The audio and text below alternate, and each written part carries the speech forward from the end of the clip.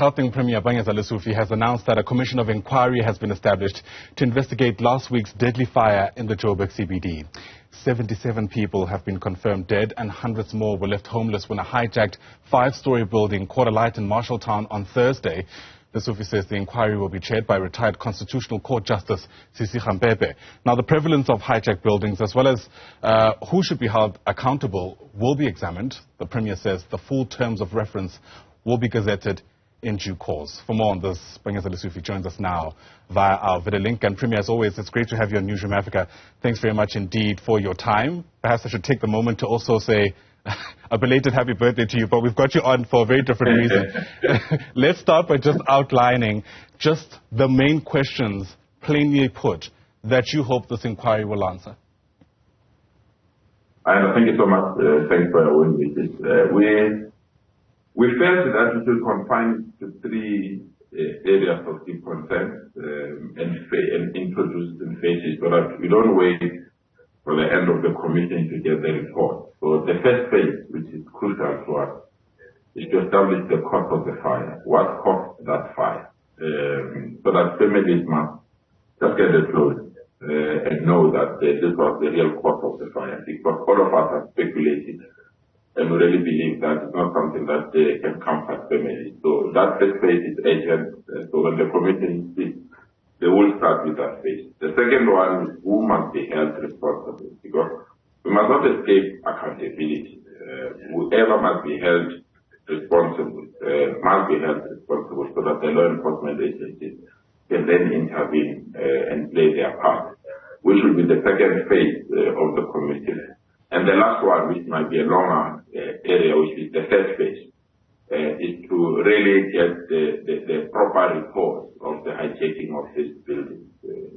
Which buildings have been hijacked by who? Is it a syndicate or is gangs that are responsible for the hijacking? And if this matter has been brought before to the attention of government or any institution, that needs to manage this matter, what did they do? Did they ignore or did they have challenges? And if they have challenges, from who? So those are the three areas that we've given the minister responsible for justice in our province, Mr. Ronald Lamola, to get the retired judge in our place yesterday when Justice Sisi Khampepe agreed that she's willing and ready without any further waste of time to start this commission, and we appointed two additional people to give us support. Sure. What's your response, Premier, to the cynics among us who are asking the question this morning whether we need a whole entire inquiry to answer questions when, quite frankly, perhaps even your office has access to experts who will be able to tell us what caused this fire, who will be able to help us pin down who must be held accountable, and more importantly, who will be able to give you a good assessment of where else there are hijacked buildings and who's possibly running them? You know, the concern here is that in some ways it appears that there are smoke screens, whereas, we could be more directed in approaching some of these questions. And if it was my office, people would be accused of political experience, that there are elections, there are carve-outs and others. But if you have somebody who is independent, who is a judge, who can give us guidance, I think it's a credible process. Obviously, there will be cynics at anything that government does, because the trust deficit is at its lowest. Even if it's a genuine gesture, people will question it, doubt it, and in some instances even accuse us of public-related exercise. But to me, it's a serious matter. You can't have 77 people dying and we just fold our arms and say it happened. It can't be. It's the first time, I'm told, in the history of our province that you lose so many people through fire and we don't even know what caused that fire. Even if you can pull the aspects, the contradicting views of what caused that fire. So is it not proper to appoint somebody that is a legal standing, independent, and she has the power to subpoena whoever that needs to provide the information and the witness to come in and come to South Africans? And secondly, everyone is asking who should be held accountable. And it's been receiving contradictory views when some people are denying that they should be held responsible for this, and others are saying they don't even know why that building was hijacked. Should we leave it that hanging? and not account to the nation or to the families? I doubt we should. And therefore, you need a competent body to probe, call witnesses, and provide a report that we can act. Even in the issue of hijacking of buildings, the experts that you are referring to, it's a limited view for a certain period. Sometimes it was during a certain leader in a local municipality, but when we check the documents, the hijacking of buildings started a long time ago. So you just need somebody who will spend time not influenced by politics, but influenced by the courage of getting justice for that particular person to give us a report. Yeah. You know, for better or for worse, South Africa is accustomed to commission of inquiries, and the question that's always asked whenever there's an announcement of another one is, how are we going to ensure that this particular process does not land up with a report with pretty solid recommendations that just gathers dust?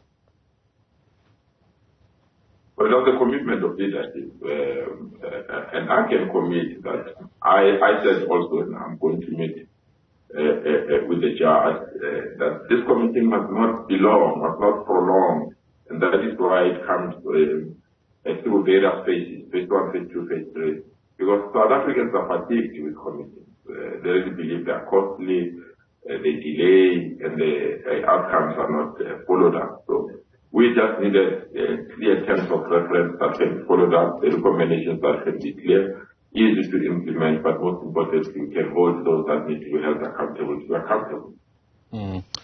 With that in mind, how much time are you giving this inquiry? As far as you're concerned, when should you have that final report with a clear list of who should be held accountable and recommendations? The first phase is very urgent. Just established what caused the fire. Local authorities are there, fire experts are there. We really believe we can get that within the next month, and those that need to be accountable as well. We really believe that we can get this within the second two months or so. So I'm of the strong view that the third part, which is to check the prevalence of hijacking of buildings, the one that can take long. But they've given the terms of reference to the team to conclude their work before the end of this year. Before the end of? Sorry, I just missed it there. Before the end of this year, before the end of 2023. Got you. All right. Loud and clear. And, you know, another concern that comes up typically is whether or not we should wait for that entire process to end, which is essentially at the very latest by December, or as the inquiry continues and as indisputable facts come about, the Premier's office and, in fact, law enforcement can begin to act. What's your posture towards that? If, for instance, we're able to find in the middle of this inquiry before December that there are people who are running a syndicate and we're able to identify who they are, should those people face the full might of the law, or do you want to wait for the inquiry first to wrap before any kind of movement? Our statement was very clear. There are other law enforcement agencies that are empowered to continue the investigation.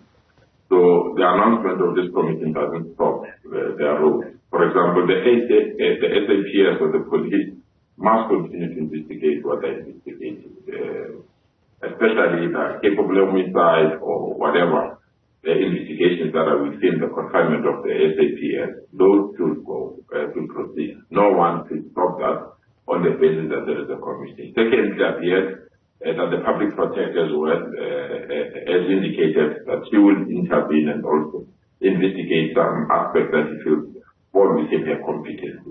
That should also proceed. Local government as well. There are areas where they feel that they need to continue to investigate. That should proceed. It will be up to the committee whether that information will be utilized by the committee or people will be requested to provide additional information to the committee. So it's a process that incorporates other investigations, and I therefore say that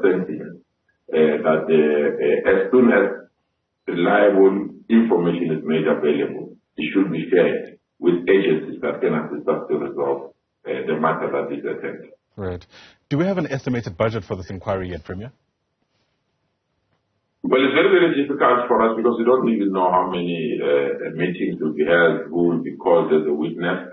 And it's difficult as well from government to budget for commission of inquiries because we don't know whether we'll have a commission of inquiry. When we're tabling budget, we didn't even think that we'll have a commission of inquiry. But on the basis that we have one, our legal team, this budget will be utilized for this purpose. I'm sure it's important, though, to keep in mind, at the very least, a cap the amount of money you're not willing to spend beyond a certain point? Definitely. We're conscious, and I'm glad that we are leading an administration that has just received unqualified report and clean report from the Auditor General, a symbol of prudence and utilization of resources, and also a symbol that we've managed to eliminate wastage because we don't have even wasteful expenditure within our department, which is a major achievement within a year after we've taken office. And we want to continue on that particular passion online. Yeah. Do you have a figure in mind for that cap at least? Not yet, but I don't think that will be something that will be disappointed. All right. Panyaza Lesufi, thanks very much indeed for your time as the Premier of Gauteng. To use your words, Premier, South Africans are fatigued by commissions of inquiries. Hopefully this doesn't add to that sentiment at the very least. Once again, the Premier of Gauteng, Panyaza Lesufi, thanks for your time.